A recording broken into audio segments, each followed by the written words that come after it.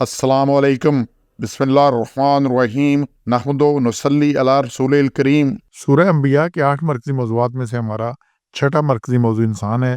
اس کے 6 ضمنی موضوعات ہیں، جس میں سے تیسرا ہے انسانی تاریخ۔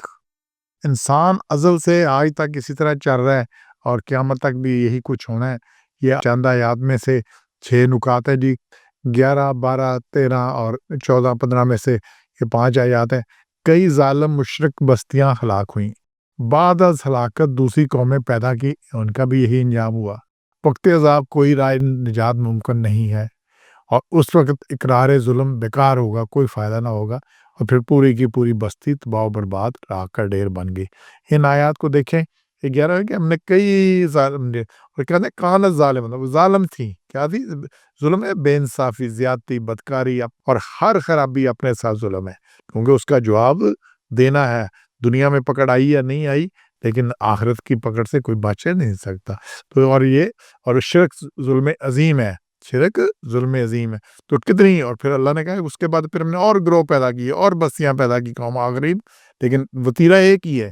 ایک قوم کی ہلاکت کے بعد اس کی جگہ دوسری قوم پیدا کر دی گئی، اور بعد کی والے بھی پہلے کی روش پر ہی چلے، ان کا بھی یہی کچھ تھا، وہ یہی پہ چلے۔ اب قوم نوح ساری غرق ہوئی، سب نے دیکھ لیا کیا ان کے ساتھ ہوا ہے، پھر کس نے عبرت پکڑی؟ پھر قوم عاد کے ساتھ ہوا، قوم سمود، قوم شعیب، قوم لوط، فرعون، کتنا اس سے پہلے کتنی قومیں تھی، اور اس کو سورہ مومن نے کہا، ایک مومن نے دربار میں، کہ پہلوں کا انجام دیکھو کتنے ہو گیا۔ تو اس وقت سمجھو اس بات کو، لیکن جب چیز کے بعد بندے کا اقتدار ہوتا ہے، اختیار ہوتا ہے، سمجھتا ہے کہ میں بس یہی کچھ ہے، تو سمجھ اس کی معاف ہو جاتی ہے، سمجھ آتی نہیں ہے۔ یہ اسی سے سلسلہ یہ تاریخ اسی طرح ہے۔ اچھا، دوسرا مسئلہ یہ ہے کہ انسان کیا کرتا ہے؟ اصلاح نہیں کرتا، بلکہ فرار کا راستہ ڈھونڈتا ہے، دیکھتا ہے کیسے ہے۔ اور قوم آج جو ہے سخت آندھی، 8 دن 7 راتیں چلتی رہی، بڑی شدید آندھی، بڑی سرد آندھی، تو اس میں سے سب گر گئے، کھجور کے تروں، کھوکھلے تروں کی طرح گرے پڑے تھے، قرآن میں اللہ نے بتایا۔ تو پھر قوم سمود نے بجائے کہ اصلاح کرتے بھی، انہوں نے خرابی کی تھی، شرک کرتے تھے، باقی خرابیاں کرتے تھے، اصلاح کرتے، انہوں نے کہا نہیں، یہ پہاڑوں میں گھر بنائیں گے۔ انہوں نے پہاڑوں میں گھر بنائے، پورے تراش تراش کے، ان کی آج بھی دیکھیں، یہ جو رومن آرکیٹیکچر اور کیا کیا ہم کرتے ہیں، یہ دیکھتے ہیں، آج نقلیں مار رہے ہیں، یہ ہزاروں سال پہلے کا وہی آرکیٹیکچر ہے جو ابھی۔ تو انہوں نے کہا جی جب کوئی آندھی آئے گی تو پھر ہم کیا کریں گے؟ گھروں میں گھس جائیں گے، پہاڑوں میں، پھر آندھی کیا بگاڑ دے گی؟ اللہ نے زلزلہ بھیجا، پہاڑوں کو پہاڑوں سے ٹکرا دیا۔ اللہ کے راستے بڑے ہیں، اللہ کے فوجیں لا تعداد ہے، اس سے کوئی نہیں کر سکتا۔ تو ہر ایک کا یہی چلن رہا، یہی چلن رہا۔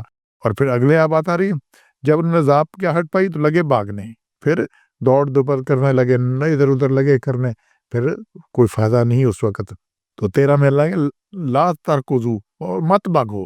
اب بھاگنا، رکض کہتے ہیں ایڑ لگانا، گھوڑے کو نا ایڑ لگاتے ہیں کہ جس سے تیز بھاگتا ہے۔ تو ورجو، واپس آ جاؤ، اور لوٹ جاؤ جدھر تم سیکشن دی گئی تھی۔ یا موج میلہ مستیاں کرتے تھے، آج بھی دیکھیں یہ کتنے ہے، سب کچھ ہے، اور مساکن اپنے گھروں میں، یہ گھروں میں ہر کوئی مست ہے، ہوش ہی نہیں۔ رات 3 بجے تک 2 بجے تک فلمیں دیکھی ہیں، نہ فجر کی ہوش ہے، نہ عشاء کی ہوش ہے، باقی بھی سارا ہے۔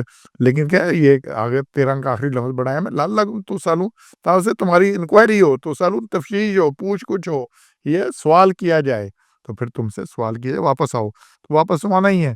تو یہ سارا کچھ ظلم اس وقت بیکار ہے، اس نے۔